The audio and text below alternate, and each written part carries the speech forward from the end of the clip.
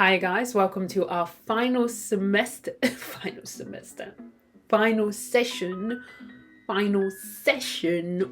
the semester. We're going to be taking a look at how to keep writing in real life, right? How to keep your writing in real life, or how to keep writing in real life. So it's going to be a long video because all our writing videos have to be long videos, but I hope that you can take these suggestions on board, use them, and have fun with them. So I've got my cup of tea, make sure you get yours as well, and let's get into it.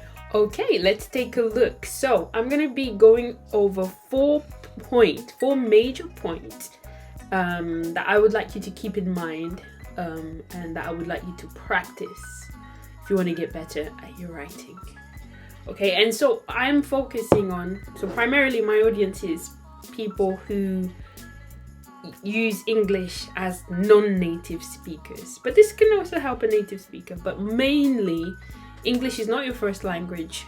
You want to improve your writing, and you just want to make it real, make it useful in your daily lives. That's what I'm focusing on. So let's take a look. You can continue journaling. That's something that I've spoken about, and I will continue to keep encouraging you to do that. I'm actually doing that for Korean, and I'll talk about that in a little bit, and what other things that you can be doing and to make that journaling worthwhile. You can write blog posts. So for the last few weeks, I've been talking about blog posts, using them, doing stuff with them, and posting them. You can make materials in English, especially as teachers. You'll find that there will always be a moment where you're like, actually, the materials that I'm using or the materials that are being provided, they're not quite enough, or they're not quite the right ones for your set of students. So why not make some? And then social media.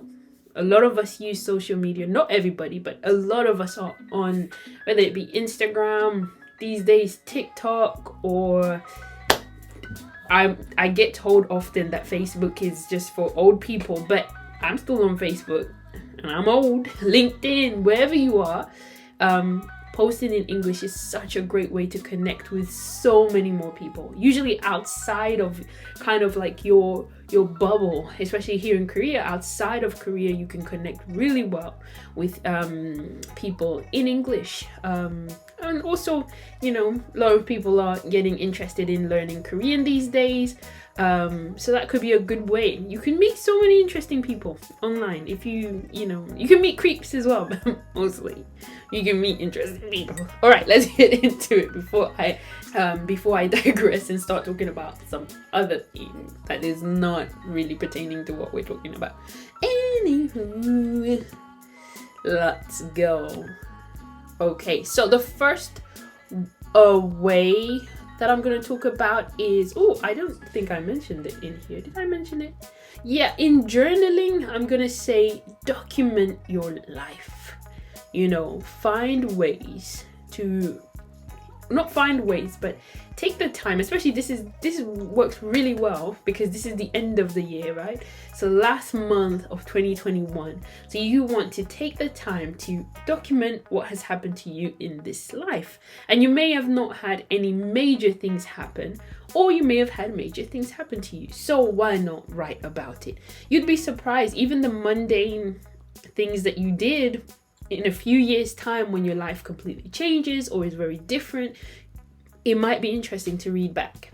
So what I would say, when you're documenting your life, look back on the year, write a timeline. And this is a really good exercise, just to go through your phone, go through pictures, and just find key moments of this year that you can write about. And then choose one event. Choose one event that stands out to you. And remember, it does not, when I did this exercise with you guys, my writing class earlier this semester, many of you were like, I don't really have, there's no big event. I've literally been studying for the whole year and it's been the same. I'm like, hello, that's the big event. You've studied for a whole year for one exam, and you know you've done the exam, or you're still doing the exam, but it was a lot. It was a whole big year dedicated to an exam, which is very interesting to me anyways. And then what you want to do is you want to either write. So for my class, I said you had to write, but actually there's other ways to also document your life. You can write, sketch, or record. Now, the reason why I would encourage you to write first is because you can kind of work through your ideas, and then you can turn it into a sketch, and then you can record it. So go through those kinds of steps. And here are some prompts that you can use to help you write down what has happened to you this year. You can write, let's go back. You can write things such as, this year has been blank because. This year has been exciting because I've had my first car, or I've finished university, or why has this year been exciting? Oh, this year has been exciting for me because I learned so many things, and I feel like I became more confident as a teacher and as a learner this year, or this semester in particular. What will I always remember about 2021, or what I will always remember about 2021 is, what will I always remember about 2021? I will always remember, what will I remember about 2021? I'm starting to think, what will I actually remember about 2021?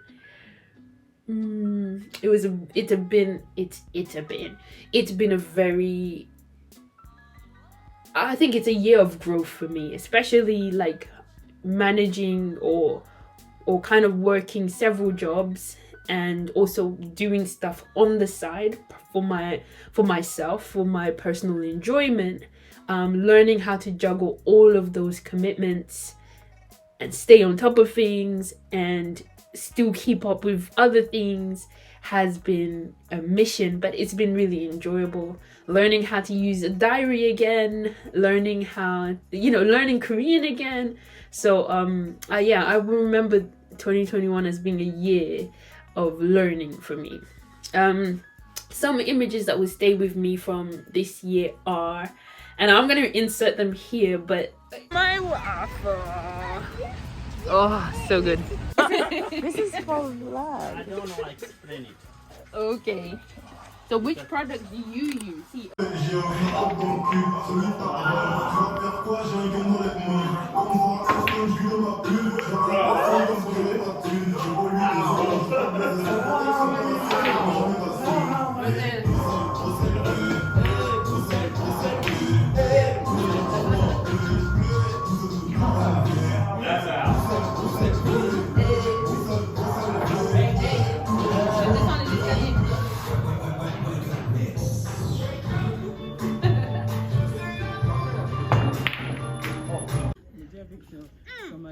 On voit, tu vois les Coréens là-bas. Ah, et puis tu vois quelqu'un qui danse. Les Coréens sont là, Coréens. On va dire quoi, Kassamida? C'est bon.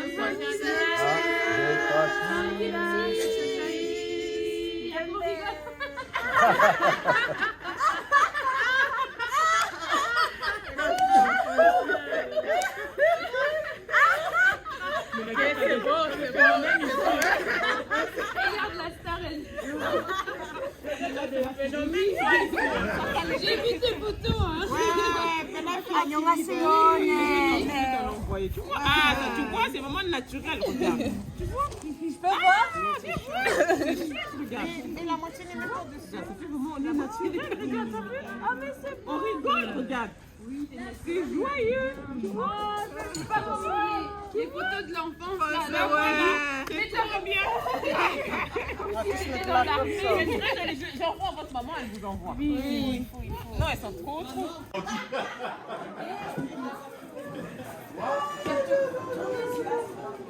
Are you filming? You gonna make like a documentary about us?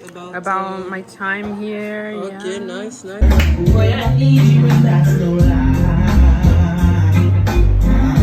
Whenever that we make love, I already got your table. And I'm so glad that I made you mine. Keep that precious smile on your face. Yeah, we keep you warm and safe. Make it worthwhile, just one night we can live both like we days. Let's go family and make things great. Hey, it's not a mistake. Let me give you some love and affection. You got my attention. You need no conversation. Make your put blessings in your direction. You got my attention. What an impression. This is when you realize that you're not the cool aunt, but you're the slave. So whilst the other people are in there having their fun, I'm out here in the rain, barbecuing, invited to the party by Bud. I'm old, and I didn't know.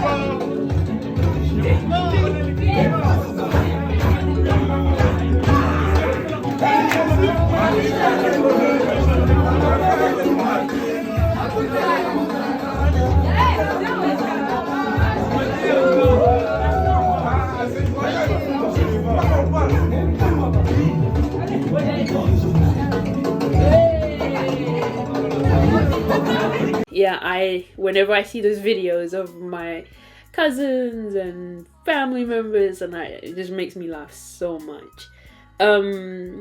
What people don't understand about my life this year is, I think I already said it in when I said what I will always remember, but what people may not understand about me this year is that it's been a year of like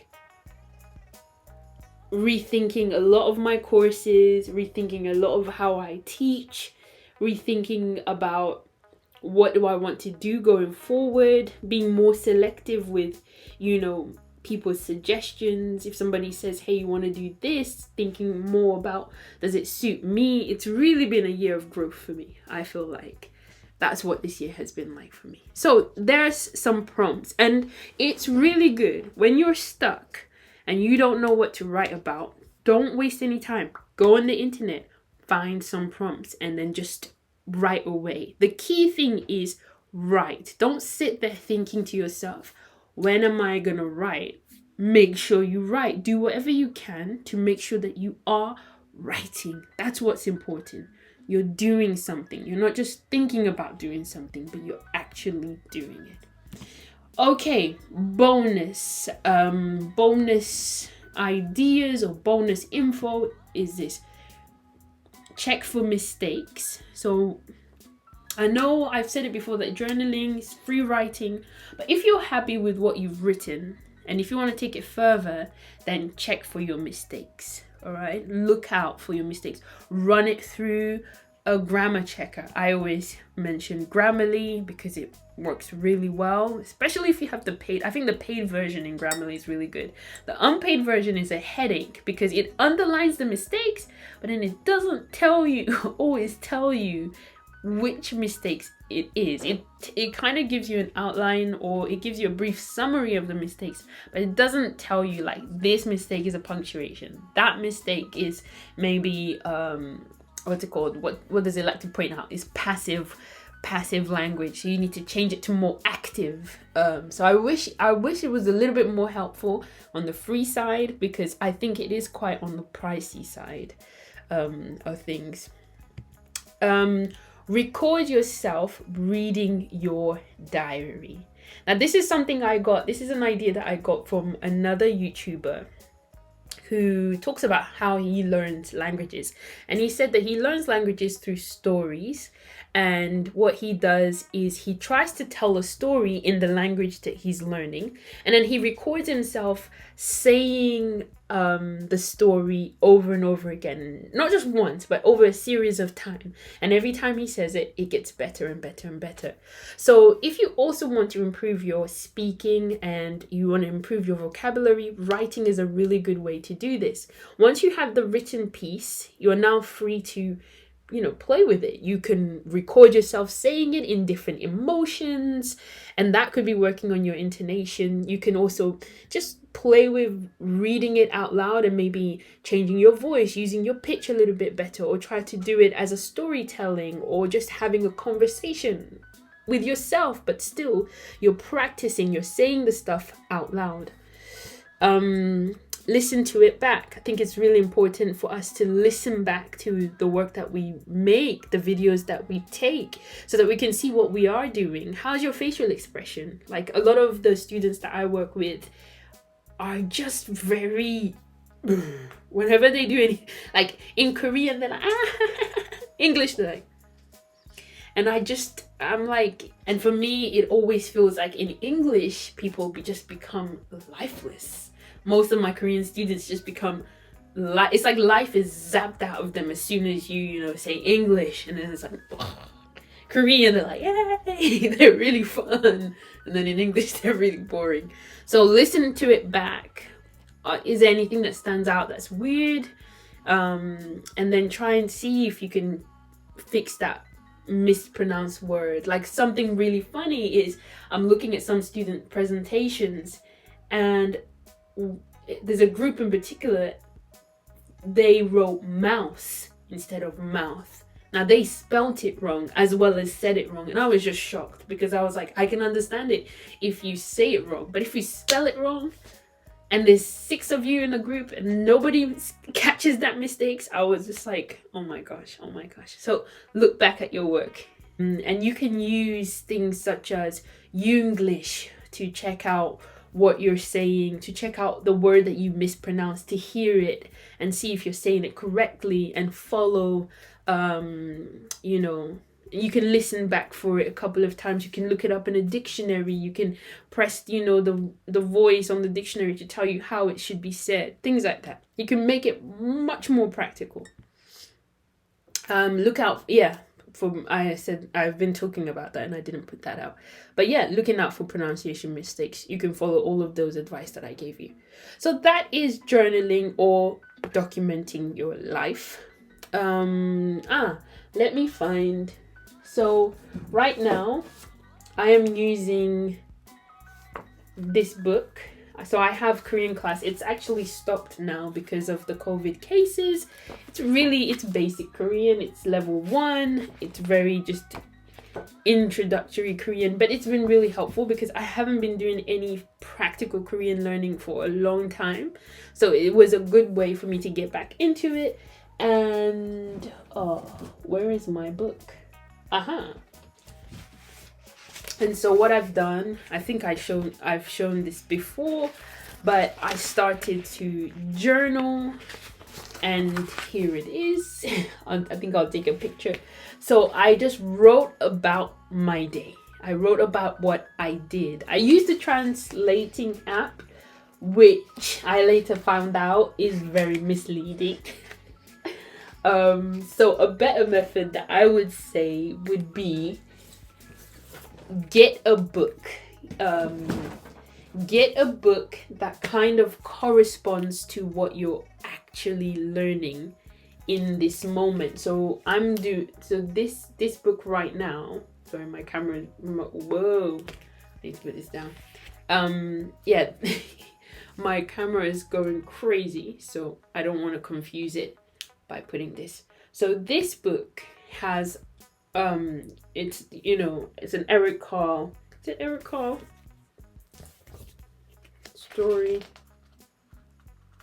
No, sorry, not Eric Carle. Anthony Brown book, but it's the Korean version, and it's pretty simple. I can understand what the story is about from the pictures and from some of the words. But what was really helpful about this book is when I'm talking about daily routine, daily life, such as cleaning, it had a lot of the keywords and phrases.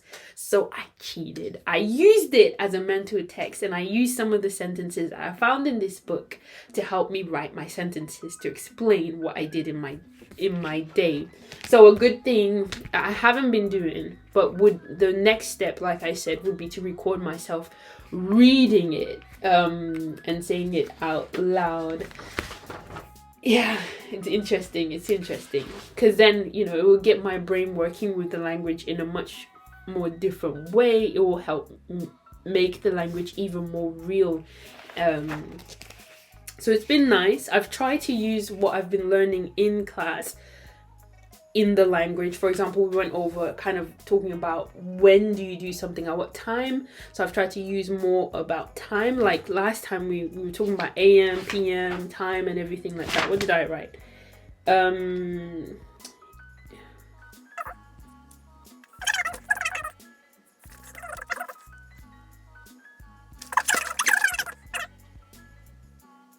Okay, so here we have, I'm going to attempt my Korean. 한국어 시험이 며칠에 있어요? 8월. I love it. I'm taking my own advice. 한국어 시험이 며칠에 있어요? 8월 20일, 8월 20일 수요일 오후 3시 30분에 한국어 시험이 있어요. Ugh. So although it's uncomfortable, I'm not gonna lie, it's really, really uncomfortable. But I have to do it in order for me to get more comfortable and get used to speaking in Korean, using Korean. So I can write till the cows come home, but it ain't gonna make a difference if I can't say it either. So yeah, it's about coming outside of your comfort zone. So yes, I'm a work in progress. I'm very happy with myself. Let me see. I wrote, okay, this was kind of trying to make plans with somebody, and I said, 도가라 씨, 내일 오전 6시에 공원 갈까요? 농구 운동을 하러 그리고 스타벅스 가요? 수의실 앞에 만나요. Okay, that was easier for me to read. So yeah, so some of you students might look at me and be like, man, she reads like a kindergarten. I don't care. That's where I'm at. And some of these words, I'm just like, I used to think I was good at languages until I came to Korea, and then I met my match. I'm not. You know what? I'm good if it comes easy. If I need to work at it, it's very, very difficult. But anyways, it's really good to do that, and to continue doing that, and to push yourself. And I'm supposed to write every day, but honestly, it hasn't worked out like that.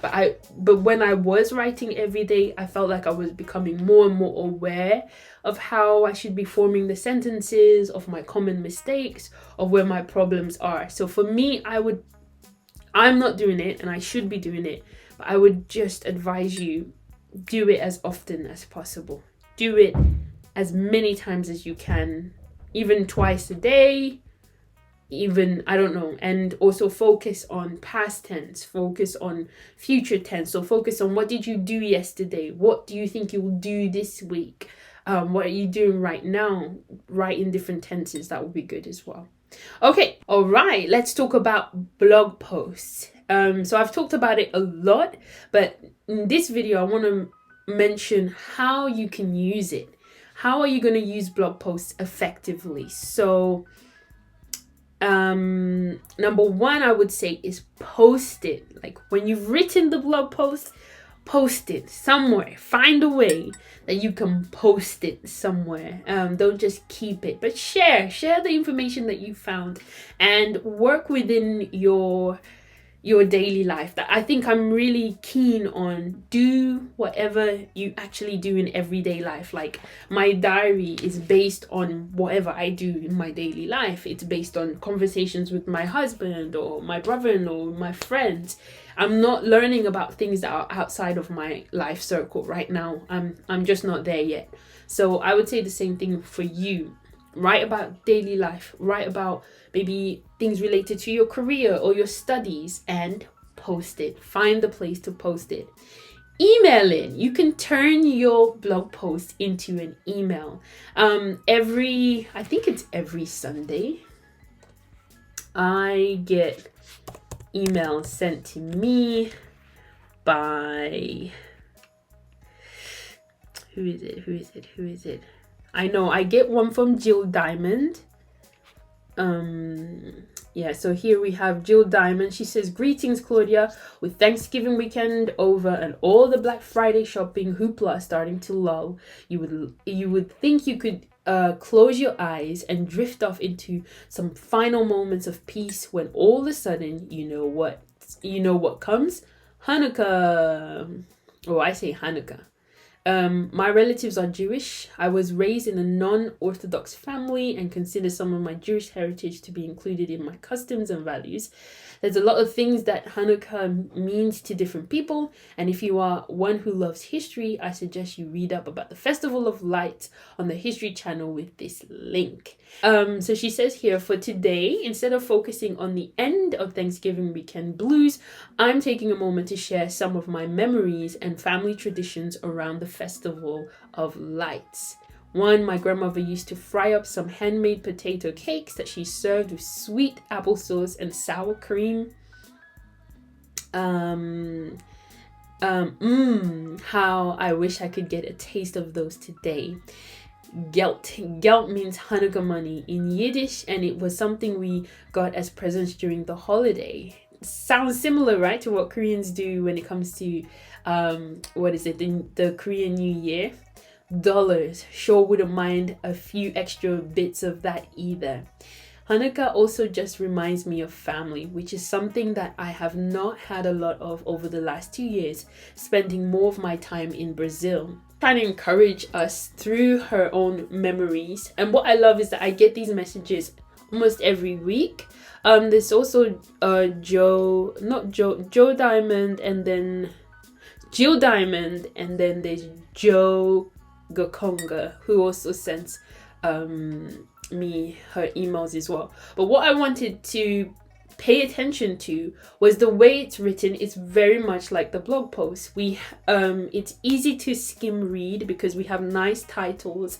They have a good opening that gets us going, and they sign it off with their name, and it's consistent, which is really, really good. So that's another thing that you can do is turn your blog post into, we would go really deep into conversations, and we just had such a great time. And so that's one of my biggest regrets when Emily was around, is that we didn't make podcasts, and we could have. We just had so much to talk about. YouTube it. Why not turn your podcast into a story time? If you're recounting maybe a juicy story and you have some lessons to learn from that, you can turn it into a story time. Those are really popular. People love to hear story times. Or you can turn it into a how-to video, how to do something, which also work really well on the YouTube platform. So those are some different ideas for you to use your blog post in a creative way. Next up, how about turning your writing into lucrative side hustle by making good materials in English? Now, this is specifically for teachers, but it can work across any border, right? So you can make worksheets, make worksheets. If you have, for example, I always like think of students and I'm like, if you do tutoring and you create stuff, please, oh please, like, post it somewhere. Post it on Teachers Pay Teachers and earn some money, man. Teachers Pay Teachers. That's like the only site I know for now. If you have any other websites, I don't know what the equivalent of Teachers Pay Teachers is in Korea, but you can literally make an account with this website and then post your stuff, and you never know who's gonna come knocking at your door buying your stuff, rather than just having it sitting on your computer rotting away. But yeah, make worksheets. Make a PPT game. I don't know if I ever showed you this, but there's a really good website that I've been sharing with everybody, and it is Tay's English Toolkit. She makes really great games for us who teach English as a second language. Check her site out. She used to be a graphic designer and then came here, started teaching English, and then she uses what she learned before in her previous life. And she now uses it, and it's completely free. She only asks you to, buy her a coffee. That's about it, really. But it's of great quality. And you could do the same if you are talented in that way. Why not make PPTs? I thought this would work, but it doesn't. Oh, yes, it did. Okay, books. You can make books. Now, I know you might say, well, hold up. How did we go from worksheets, PPT games, to fully pledged books? That's a bit too much. But I'm going to say, hold up a minute. I have some ideas for you to get started. I think once you get the bug, you will do more, but let's start little. Let's start small. You could start with an ABC for blah blah book. So there are tons of ABC books out there, but there are also different variations of the ABC. Not every single ABC book starts with A is for apple. Others start with A is for, I don't know, animals, or A is for, I don't know, something else, but I'll show you what I mean. If we go to Amazon, I feel like I'm showing you lots of websites, but we go to Amazon, here you have a book where A stands for not an English word, but stands for an Indonesian word. And here we have apa kabar. I hope that I'm saying it properly. It could be wrong. So A is for apa kabar. This means how are you. A is for apa kabar. Let's see, how do you pronounce apa kabar? Apa kabar.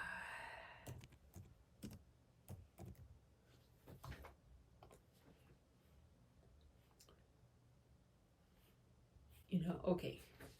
Let's see. How do you pronounce apa kabar? Hi Indonesian learners, don't say apa kabar if you want to ask about someone else's conditions back. Instead of saying apa kabar, you can say kalau kamu. How about you? I like that, kalau kamu. So it's apa kabar. Let me hear her again. Hi Indonesian learners, don't say apa kabar if you want. Apa kabar? Apa kabar? So that's great. So you can make an ABC book that you can blend your Korean culture or your French culture or whichever culture that you come from, or even if you are an English speaker, you can make an ABC book that reflects maybe your area or the things that you learned as a kid or the things that interest you. And there are tons of different ABC books. And the reason why I say do this is because once you've done one book, I feel like it would open you up to other things and other ideas. And especially as teachers, we have to be creative, because sometimes you're not going to find the material that suits your students, your class, and you've just got to be creative, right? So this, I think, is a nice way of doing that. And I'm going to link a video, the video that inspired me with this idea. I'm going to link it in there. And I'm actually in during this time, I'm writing an ABC book for Korean food. So I hope that I'll be able to have it soon and ready very soon. Hopefully, before we go back to the next semester, I'll have my ABCs for Korean food. Okay, personalized stories. So me and my students have been obsessed with the Knuffle Bunny. Finally learned that it's Knuffle Bunny because that's how the author says it. We've been obsessed with this, and one of the things that I want to do before the year is over is get them to write their own versions. Now, this book is currently set in America. I think it's in New York. We're not in New York, we're in Chuncheon. So I want my students to write the same story or similar story, similar adventure, but using their own personal lives, using their own personal doll, or their favorite doll, or their most prized doll in Chuncheon, in their area. So we're going to do that. We're going to follow this book's style. And then, you know, also I was looking at a video of the author Mo Willems, and he said that he loves it when, you know, the way that he draws, or his purpose of drawing, is so that students can imitate him and can draw the same pictures and can make their own stories with them. So that's a really great thing to do. And so it's a really great project for the students to keep, and it will help them to remember the story for a very long time to come.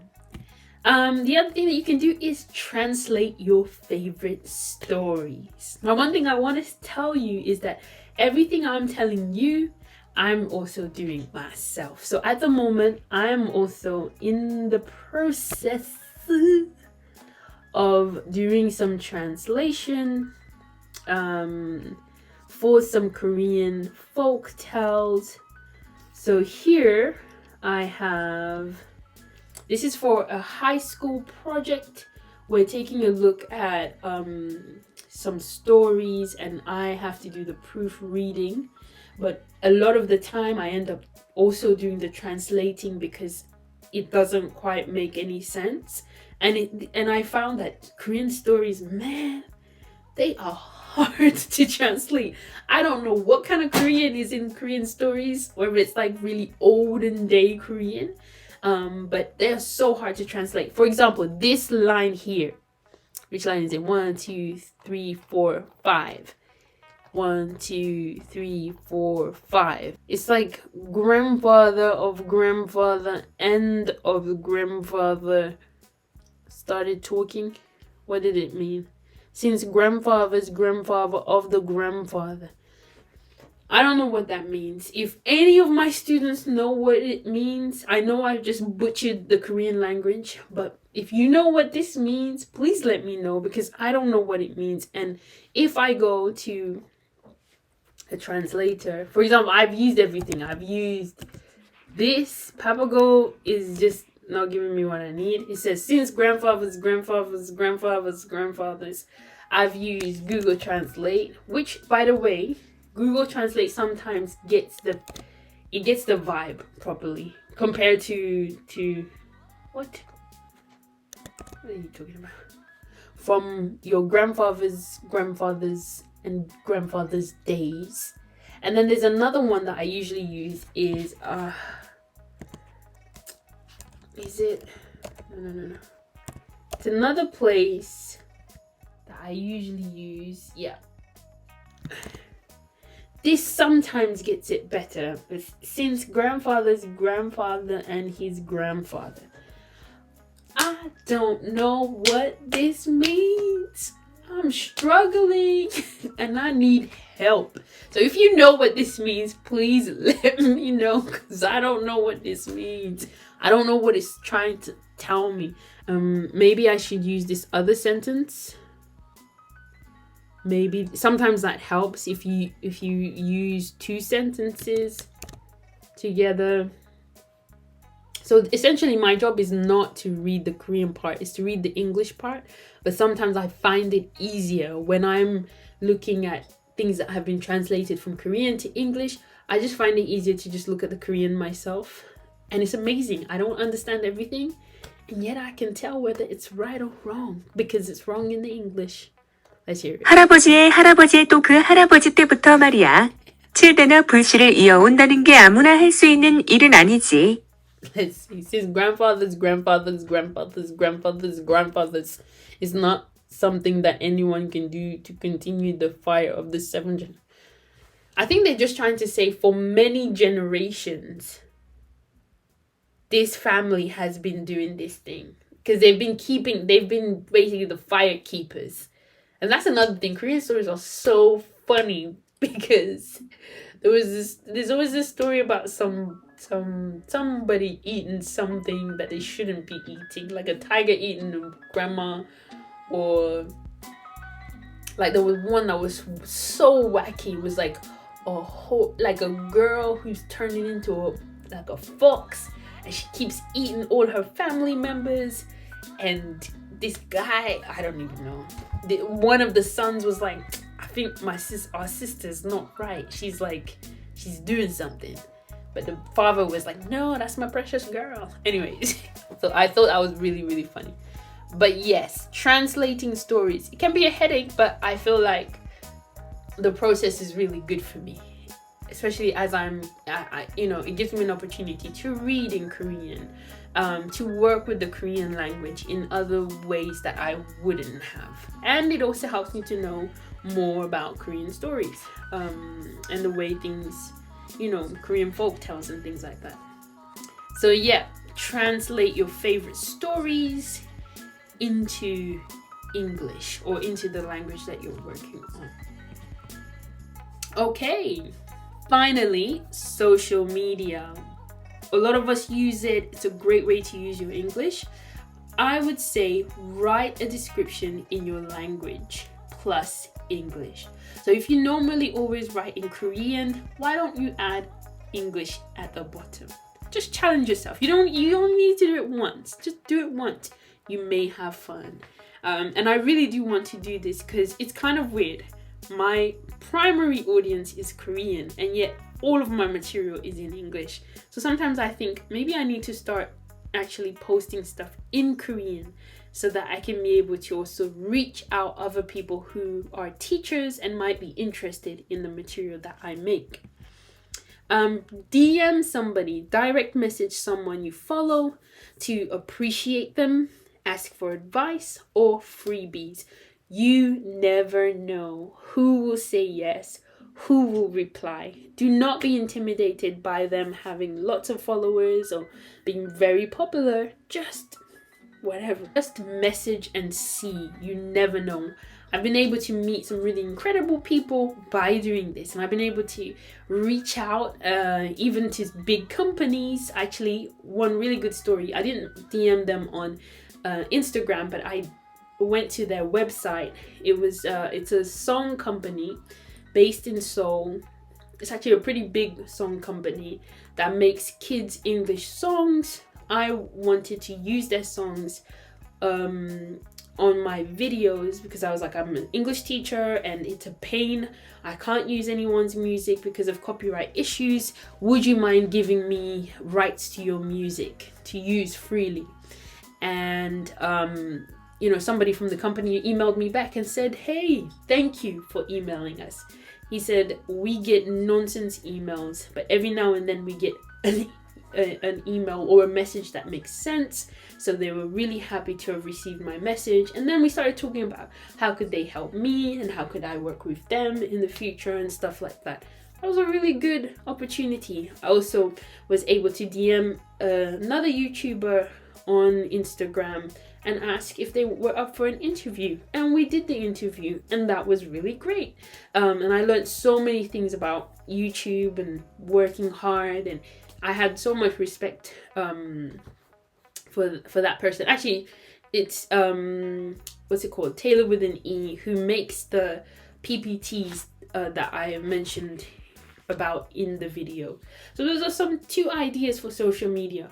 Try and incorporate some English in your descriptions, in your captions, and message. If you are messaging, try and use the email format. Make it clear who you are, what your message is about. Keep it nice and short and sweet, and then, you know, sign it off politely. I always feel like if you're polite in the first time, and that's better than you messaging somebody and seemingly taken as though you are being rude. I'd rather be polite than be rude. So that's my stance on that. And that, ladies and gentlemen, is the marathon on how you can keep writing in your vacation. How you can keep writing as you go on in your life. I hope it really does help you. I hope you take on some of this advice and have fun.